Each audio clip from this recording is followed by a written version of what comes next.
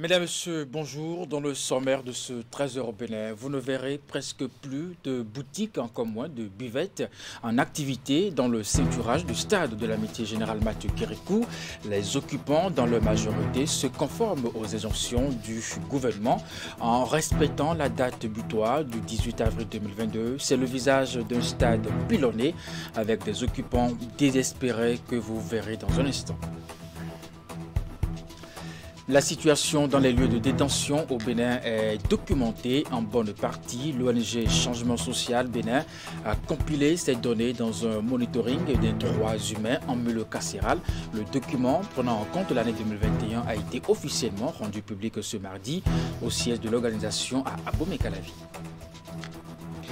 Et puis enfin, le nouveau roi des Rolas du Bénin est non seulement connu, mais aussi il a été intronisé à Réveil dans la commune de Grand Popo, dans le département du Mono. Le point de son intronisation est à suivre en milieu d'édition. Mesdames, Messieurs, à nouveau, bonjour et bienvenue. Si vous nous rejoignez dans ce 13h au Bénin, les occupants des boutiques de ceinturage du stade de l'Amitié Générale Mathieu Kérékou se conforment aux injonctions du gouvernement. Dans l'ensemble, ils ont respecté la date butoir du 18 avril 2022 pour libérer les boutiques et permettre au gouvernement de réaliser son projet de modernisation du stade. Après des années d'activité sur ces lieux, ils partent donc pour une nouvelle destination avec pour doléance le accompagnement par le chef de l'État. Voici le constat fait ce mardi par Idrissou Boukari, Henri Ganti.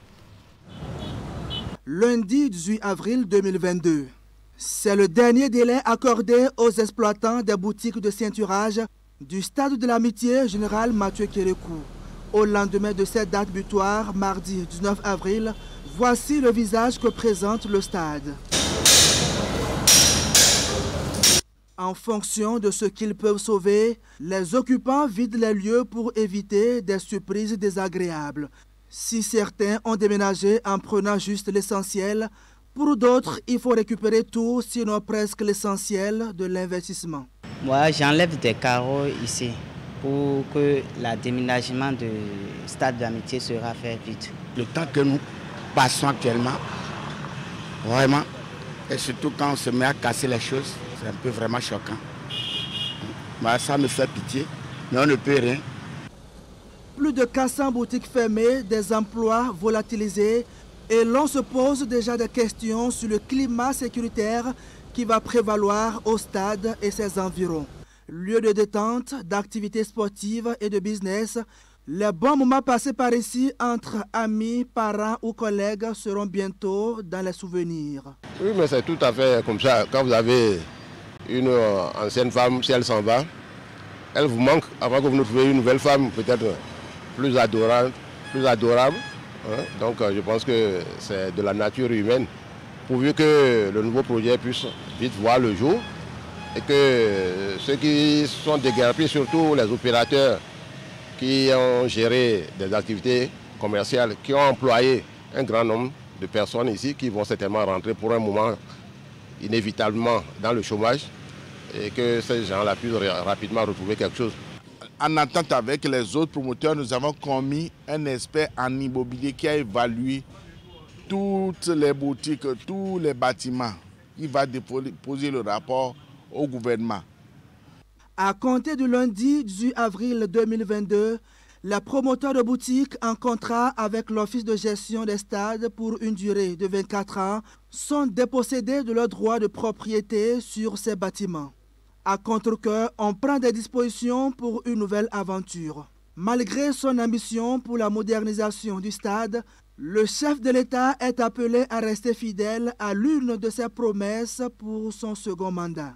Le président Talon qui nous a promis son second mandat, je ne dis pas le deuxième mandat, son second mandat qui est un mandat hautement social, qui nous donne quelque chose pour qu'on aille faire quelque chose avec. Le patron même s'en va. Je vais loger les employés dans ma maison, je ne peux pas. Je les ai libérés, ils vont rentrer dans la nature. Il faut un peu le social dans cette histoire-là. Vous voyez les choses là, c'est des gens vraiment débouchés, mais tout récemment encore, regardez là-bas, celui qui a encore commencé quelque chose. C'est des millions en fumée. Donc, si l'État pouvait penser un peu aux gens là, les dédommager un peu, moi, vraiment, ça m'enchanterait, quoi. Le projet peut-être aurait réfléchi pour savoir comment on peut recaser tout ce monde-là, au-delà des promoteurs qui ont investi, à qui on a fait un contrat d'une certaine durée, où il reste près de 7 ans. Mais quand le gouvernement décide de faire quelque chose de nouveau, je pense que tout citoyen doit se plier, quitte à ce que l'État même étudie comment gérer les préjudices qui sont causés à ces gens-là. Après la libération des boutiques, le gouvernement annonce pour bientôt le démarrage des travaux de construction d'un pôle commercial. Un projet de dimension internationale qui s'inscrit dans le cadre de la délocalisation du marché de Dantokpa. Mais en attendant, les boutiques libérées servent de lieu de repos pour certains dans la journée et d'autres pratiquent la nuit sans doute pour d'autres. Voilà donc la situation du côté du stade général Mathieu Kérékou. L'inclusion de tous les acteurs sera davantage au cœur des élections au Bénin dans les années à venir pour le maintien d'une paix durable. Un programme conduit par l'Institut pour la gouvernance démocratique et l'Institut néerlandais pour la démocratie multipartie est lancé à cet effet. Il est intitulé « Renforcement et appui pour les partis politiques inclusifs et démocratiques ». La cérémonie de lancement s'est déroulée à Cotonou ce mardi. William Cliquant et Deron Prévi. Renforcement et appui pour les partis politiques inclusifs et démocratiques rapides va asseoir sur la base de 5 défis l'ancrage démocratique et la représentativité des formations politiques au Bénin. Le programme va aussi promouvoir le dialogue interparti les 48 mois durant pour la prévention et le règlement des conflits politiques. Une initiative qui naît de la volonté de l'Institut pour la gouvernance démocratique IGD et l'Institut néerlandais pour la démocratie multipartite de faire place à des scrutins plus inclusifs au Bénin à l'avenir. Ambition motivée par des faits d'un passé bien proche. Le programme rapide que vous lancerez dans les minutes qui suivent a pour objectif stratégique le renforcement des partis politiques du Bénin afin qu'ils contribuent plus efficacement au développement inclusif et à la paix à travers la mise en œuvre de leurs rôles et missions démocratiques. L'idée était née après les élections présidentielles qui ont connu, comme les élections législatives, les élections communales, quelques troubles préélectoraux et une certaine abstention. Et en effet, le gouvernement du Bénin s'était engagé à faire des grandes réformes institutionnelles qui ont engendré des nouvelles dynamiques dans le système politique partisan, dans l'organisation et le fonctionnement du parti. Et même si tout le monde était d'accord sur la pertinence et la nécessité des réformes, lors de son application, elle n'a pas toujours été aussi bien, aussi souplement été acceptée, et il y a eu des réticences. Le Royaume des Pays-Bas prend en charge 78% du milliard 400 millions de francs CFA environ que coûte ce programme. Les autorités politiques à divers niveaux adhèrent au rapide, conscients de la pertinence que revêt la question de l'inclusion dans les processus électoraux. Le gouvernement béninois confirme son adhésion à cette initiative dont la finalité s'aligne parfaitement sur les priorités nationales définies dans le premier pilier du programme d'action et qui est de consolider la démocratie, l'état de droit et la bonne gouvernance. Je n'ai aucun doute sur la conformité des interventions du programme avec les besoins réels exprimés par les partis politiques et les institutions. Je voudrais donc saisir l'occasion pour saluer la démarche participative et inclusive de formulation de ce programme qui a permis d'aboutir à une photographie des besoins des partis politiques et des institutions de la République.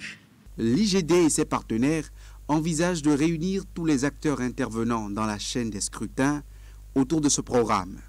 En priorité, les partis politiques. L'Institut national de la femme s'ouvre au public. Le mandat juridique et judiciaire de cette structure a fait l'objet d'une causerie, débat organisé dans l'après-midi de ce mardi à Cotonou. Objectif montrer à l'opinion publique toutes les caractéristiques de cet institut qui œuvre globalement pour l'épanouissement de la femme. Les échanges ont eu lieu dans les locaux du Novotel au Richard. On va faire le point avec Narcisse Alossé, mon fils de Sabouran. Devant un parterre de défenseurs des causes féminines au Bénin, les caractéristiques de l'Institut national de la femme ont été projetées. Et la principale oratrice ici, c'est la présidente de cet institut. Elle est partie des attributions de la structure dont elle a la charge. La première, c'est de dresser un état des lieux sur la problématique de toutes les formes de violence et plus généralement de toutes les formes de discrimination à l'égard de la femme et de la fille et initier des études et la recherche en la matière.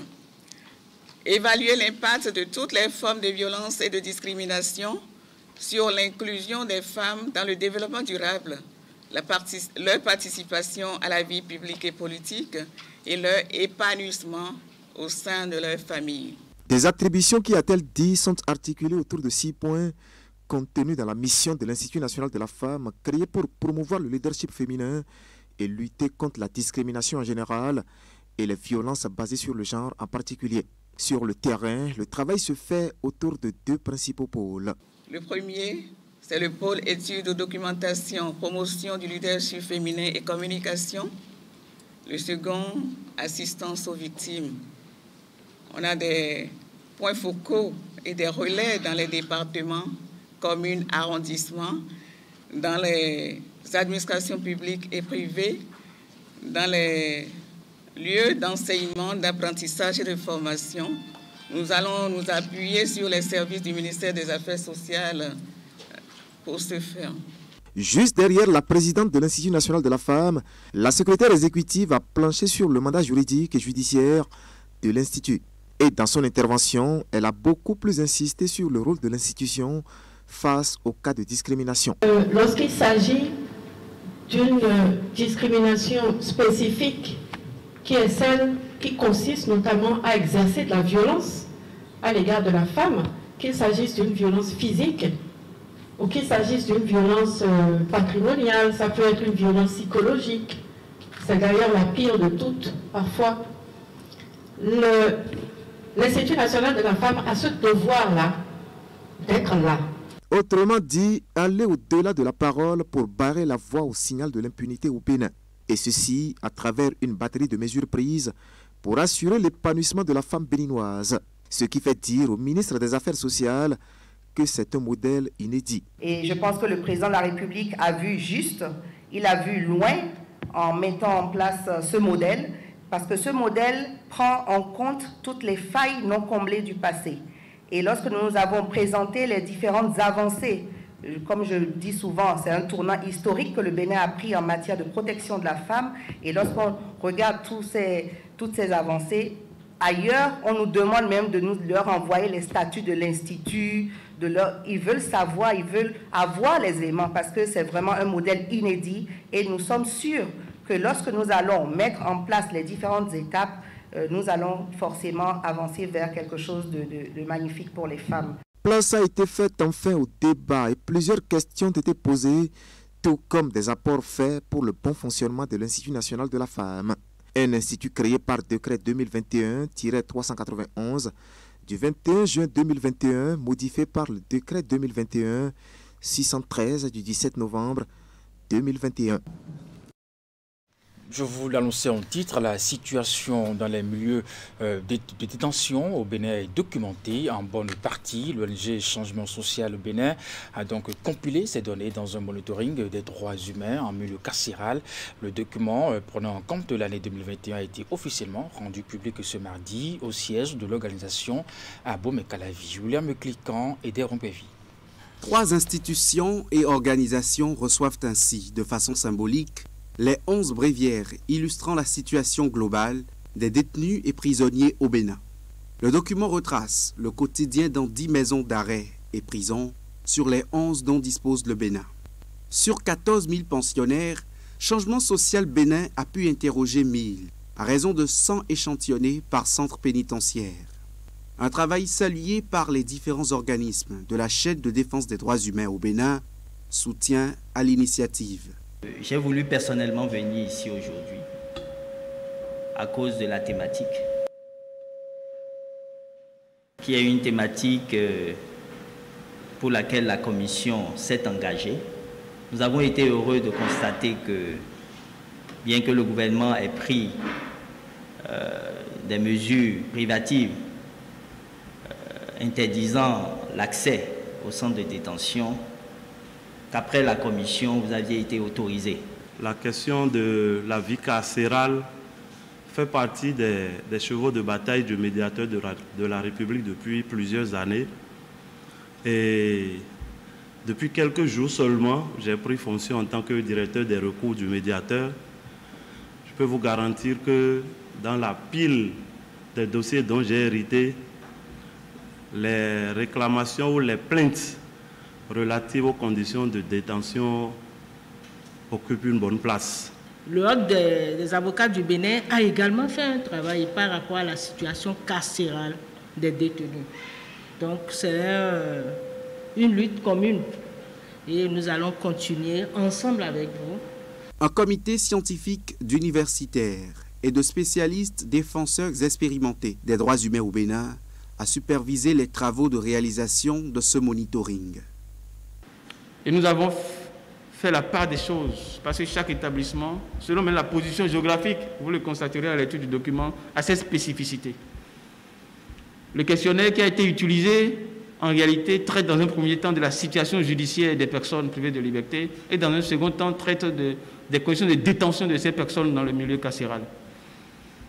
Et selon la position géographique de l'établissement, vous lirez dans les rapports partiels, c'est-à-dire les spécificités. Des productions audiovisuelles et de presse écrite vont participer de la vulgarisation des résultats contenus dans ces documents. Un moyen pour permettre à tous d'appréhender de plus près la situation des personnes privées de liberté et de prendre la mesure des plaidoyers en vue. Dans un autre volet, l'ONG Gbewar était en tournée départementale de sensibilisation des acteurs du sous-projet Autonomisation des filles et des femmes du projet SOED dans le département de l'Ouémé et du Plateau, dont elle a la supervision des organisations de mise en œuvre. Gbewar s'est rendu à Porte-Nouveau, à Kétou, pour entrer en contact avec les autorités à la base. Compte rendu, Teddy Goudalo. L'autonomisation des filles et des femmes contenue dans le projet SOED doit impacter à terme 25 245 filles dans le Plateau et 51 141 dans l'Ouémé. Un objectif que l'ONG Gbewar, en charge de la supervision de ce sous-projet dans ces deux départements, ne saurait atteindre sans le concours des responsables locaux. Raison principale qui a motivé cette descente dans les communes de Kétou et de Porte-Nouveau. Les attentes ont été comblées. Depuis hier, on a invité tous les acteurs, les différentes parties prenantes pour leur parler de projet. Toutes les parties prenantes étaient représentées. Nous les avons rassurés que la sélection, l'identification sera faite de façon transparente et avec la participation de tous les acteurs pour que les plus vulnérables soient vraiment celles qui sont vraiment dans le besoin. Donc c'est une satisfaction totale. Ce programme de l'État béninois, expliqué à ses acteurs associés, révèle des résolutions issues du tableau sombre que présente la situation de la jeune fille au Bénin. Un diagnostic qui a été rappelé lors de ces 2 jours de travaux. Des records en matière de violation des droits de la femme sur tous les plans. C'est pourquoi nous avons tenu nous-mêmes à être là et ne pas nous faire représenter. Aujourd'hui, beaucoup de filles sont obligées de se marier de façon prématurée et tombent alors enceintes, mais dans un environnement où les soins maternels, de même que les services de planification, font cruellement défaut. Ce qui entraîne une pauvreté prononcée, une situation sanitaire préoccupante et une sous-productivité, avec pour corollaire la malnutrition, une mortalité maternelle et infantile élevée. Nous sollicitons l'implication des autorités à tous les niveaux et de tous les acteurs du département du Plateau. C'est fort de cela que la rencontre de ce jour a été organisée pour informer et définir les rôles et responsabilités de tous les acteurs dans la mise en œuvre du sous-projet. En dehors de la supervision départementale, l'ONG Gbewa est une organisation de mise en œuvre dans les communes d'Adjawere, Akpromisirete, Bonou, Adjoun et Porto Novo, dans la zone sud du projet Suède, piloté par Plan International Bénin. Et puis nous allons d'un projet à un autre, le projet conjoint de la Chambre de commerce et d'industrie du Bénin et la Chambre de commerce européenne, donc soutenir l'entreprise, est lancé ce mardi. Le démarrage du dit projet s'est fait à travers la mise en œuvre de son premier volet intitulé CCI Qualité. La cérémonie officielle de lancement a eu lieu dans la salle de commerce d'industrie du Bénin. Ali Moumouni Rachidi Soubirou. Pour cette première expérience de collaboration entre la Chambre de commerce et d'industrie du Bénin et l'Union européenne, 20 entreprises béninoises seront mises en lumière au cours des 2 prochaines années. Le projet dénommé Soutenir l'entreprise est mis en œuvre conjointement par la CCI Bénin et la Chambre européenne de commerce. Soutenir l'entreprise est un projet ambitieux. Il se veut le levier qui, à terme, servira à faciliter l'insertion des jeunes dans le monde du travail, à adapter l'offre de formation professionnelle aux enjeux économiques et enfin à promouvoir l'entrepreneuriat et l'auto-emploi au Bénin. Le lancement officiel du projet Soutenir l'entreprise a démarré par l'une de ces 3 mesures. Il s'agit du volet CCI Qualité, qui est une plateforme de dialogue entre le secteur public et privé. Toutes les concertations qui seront menées ici porteront sur la qualité des produits made in Bénin. Elles prennent en compte le commerce, l'agroalimentaire et l'industrie. Le secteur privé, c'est quelque chose, c'est une priorité pour la Commission européenne. Et on est content de voir aujourd'hui que, en fait, les fruits d'un travail commencent à être là. Donc, les ressources sont disponibles. Il y a un beau projet à mener. En termes de calendrier, en effet, c'est serré, mais c'est faisable.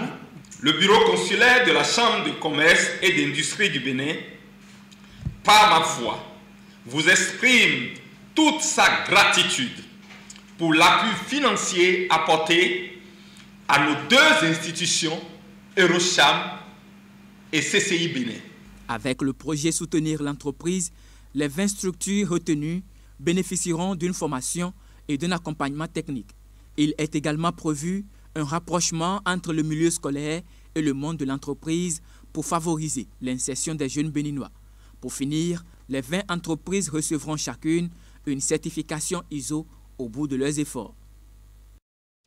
Dans la suite de ce 13h au Bénin, je vous l'annoncer en titre, le nouveau roi des Rola du Bénin est connu. Il a été intronisé à Révet, dans la commune de Grand Popo, dans le département du Mono. Le point de la cérémonie d'intronisation avec Geoffroy Misson.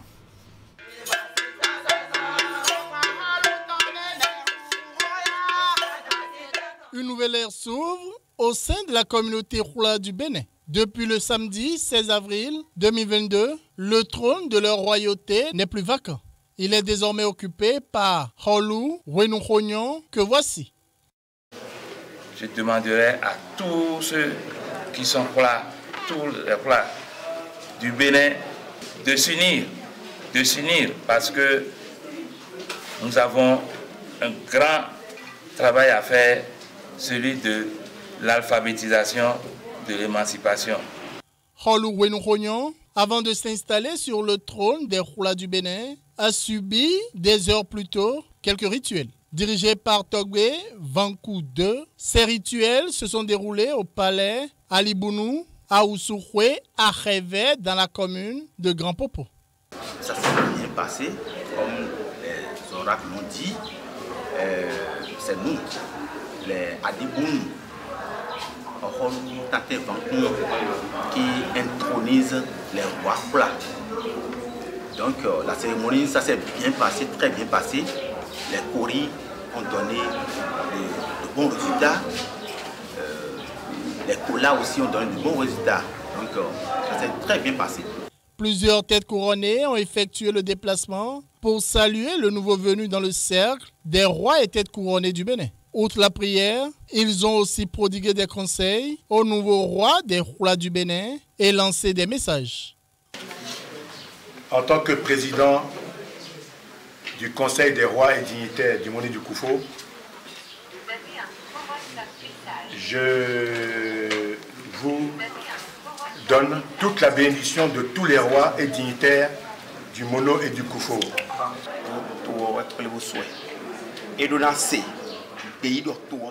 C'est le peuple qui l'a choisi. Il doit être à l'écoute de son peuple.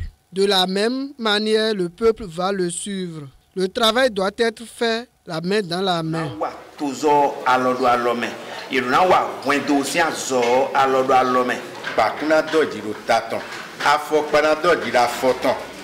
Il va durer sur le trône. Le trône lui sera acquis et il devra être à l'écoute de son peuple. Son règne sera rempli de retombées positives pour son peuple.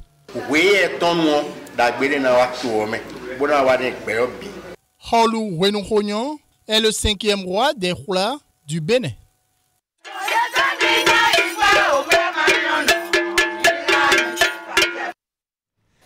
Le Rotary Club International annonce ces 2 jours de conférence de district Cotonou 2022. Elle va se dérouler donc du jeudi 22 au 23 avril. Au cours de cette rencontre, plusieurs activités sont prévues. C'est un moment de retrouvailles entre Rotariens du Niger, du Ghana, du Togo et d'autres pays. Les détails avec le président du comité d'organisation au micro de Moufid Sabouran. Depuis le 1er juillet 2021, les PDG du district 9102, qui est composé de 4 pays, que sont le Bénin, le Togo, le Niger, le Ghana, ces PDG ont élu, disons, une béninoise, à la personne de Lima Rufine Kenom, comme gouverneur du district. Et quand c'est comme ça, c'est à son pays qu'il choisit, disons, cette conférence de district qui sera organisée du 22 au 23 prochain. Et ça va se passer au Palais des Congrès.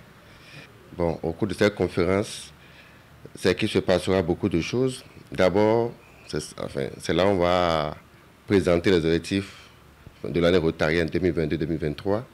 Et il faudra aussi qu'on renforce les capacités des rotariens sur des thématiques données. Là aussi, c'est qu'on aura un invité d'honneur qui va, disons, entretenir les rotariens sur des sujets majeurs de la vie rotarienne, surtout sur la santé. Ensuite, il y aura l'oratrice principale qui va parler aussi de l'autonomisation des femmes. Parce que cette année, notre président du Rotary international a mis l'accent sur l'autonomisation des femmes. Et comme nous sommes aussi comme ça dans le Bénin, nous avons aussi choisi que ça soit le thème majeur de cette conférence. On va aussi profiter pour montrer, disons, les sites touristiques du Bénin, surtout faire visiter nos trésors royaux, disons, à nos invités. Et tous les amis rotariens sont prêts pour rendre le séjour très agréable, disons, aux amis qui viendront du Ghana, du Niger, du Togo, de la Côte d'Ivoire, de la France, des États-Unis et du Gabon. Et puis voilà, donc on retourne dans le département du Mono. Bopa, Gogo édition 2022, c'était ce dimanche. Les ressortissants de cette localité du département du Mono se sont une nouvelle fois encore regroupés sur le terre natal pour célébrer la fête de Pâques, penser au développement de la localité et surtout lancer un appel à l'union et à la fraternité. Reportage de Geoffroy Messin.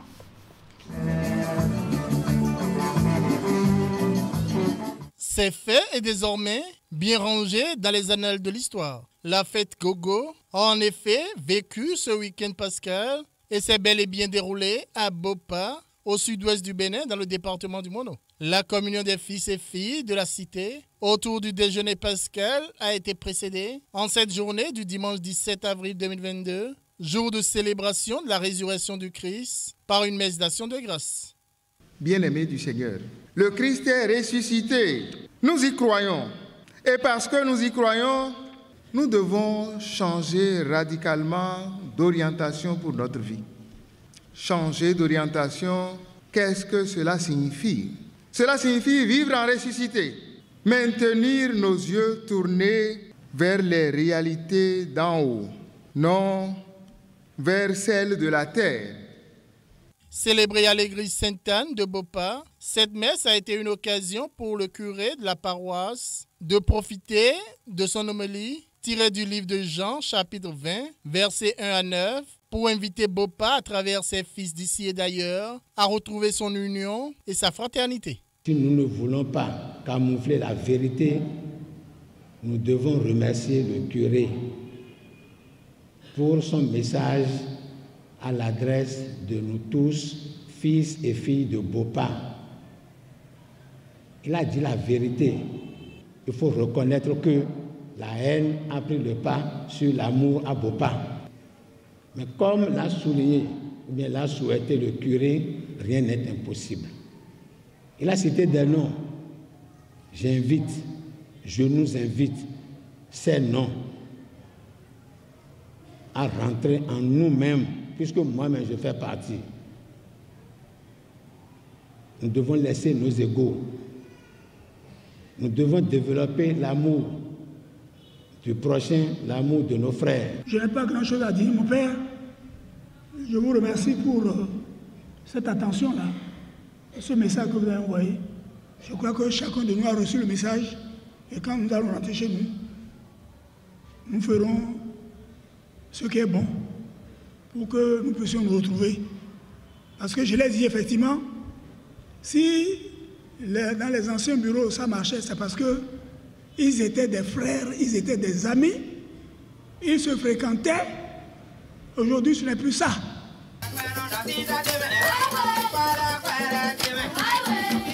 Le belvédère de Bopa, situé au bord du lac Aimé, a été dans l'après-midi le lieu de spectacles riches et variés. Les rythmes et danses de Bopa ont eu à cette occasion une bonne opportunité de valorisation. Et puis dans la même région, l'édition 2022 de la fête identitaire non-visant a été célébrée ce dimanche. Les fils et filles des communes de Kouamassé, de Ouida, de Grand Popo, de Bopa, de Komé ont une fois encore montré au monde la fraternité qui existe entre eux. Les manifestations officielles ont eu lieu à Agbanto, dans la commune de Kouamassé. Reportage. Jour de Pâques, jour de communion pour les fils et filles des 5 communes qui ont en partage le lac Aimé et ses chenaux. Cette année 2022 n'a pas dérogé à cette tradition dénommée non-visant.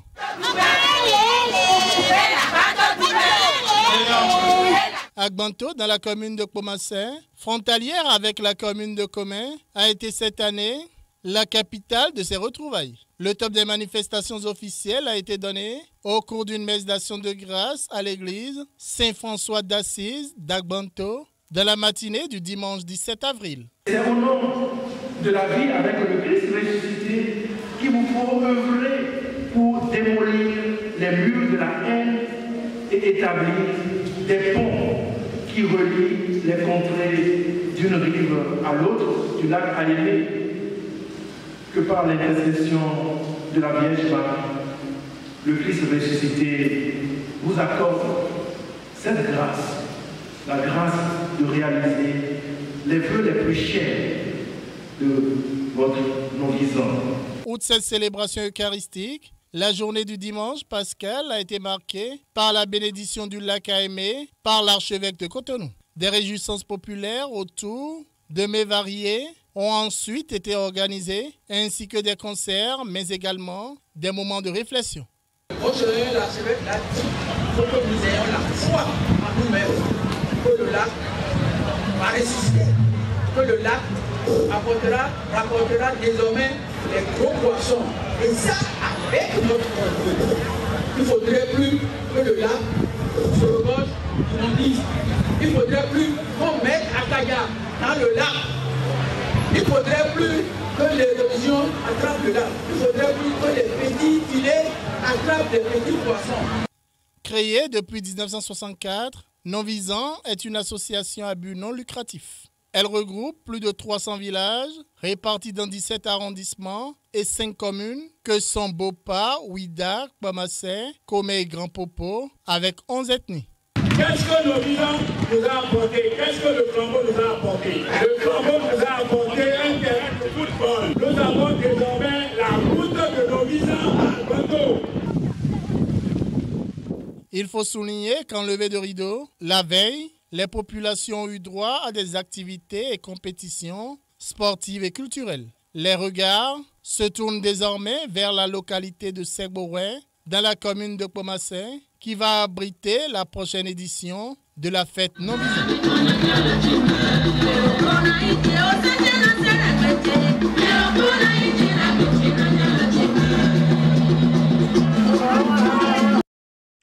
Dans le même registre, cette fois-ci pour finir, la 63e édition de la fête culturelle et identitaire de la communauté Wati, dénommée Agbé-Signalé, a eu lieu ce dimanche à Komé, dans le département du Mono, et placée sous le signe de l'union et de la fraternité. Cette fête a connu un moment de prière, de dégustation gastronomique, de prestations artistiques et de messages.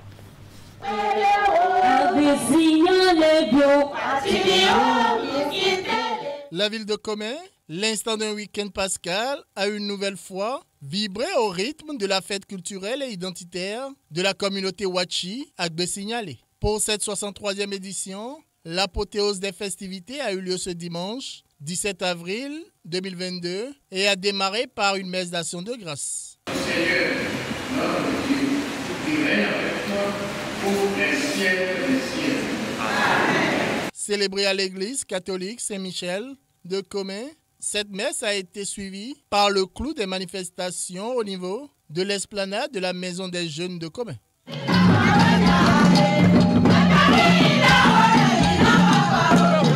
Plusieurs personnalités politico-administratives ont marqué ces réjouissances de leur présence. Le nouveau bureau national de l'association Agbé-Signalé, qui à travers cette fête effectue sa première grande sortie officielle depuis son installation le 26 mars dernier, a réussi son pari.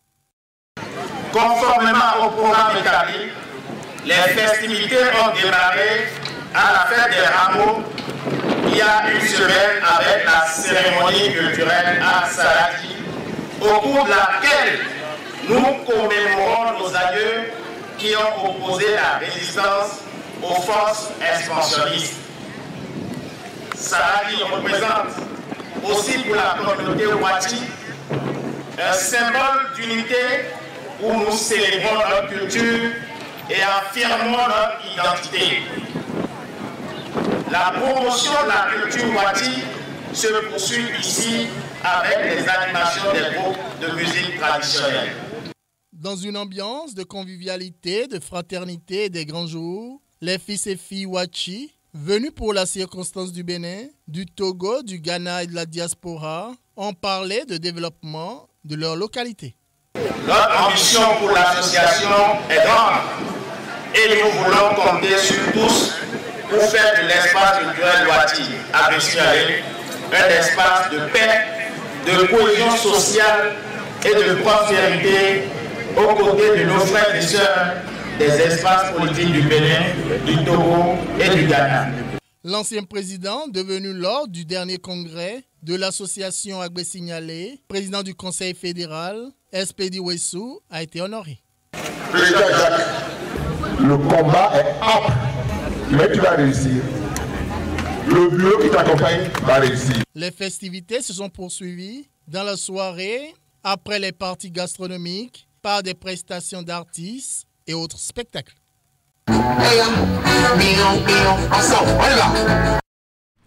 Mesdames et messieurs, c'est la fin de ce 13h Bénin. Merci de l'avoir suivi. Le programme se poursuit sur Canal 3 Bénin à 16h. Votre bulletin d'information à 19h30. La grande édition de la soirée. Portez-vous bien et à très bientôt.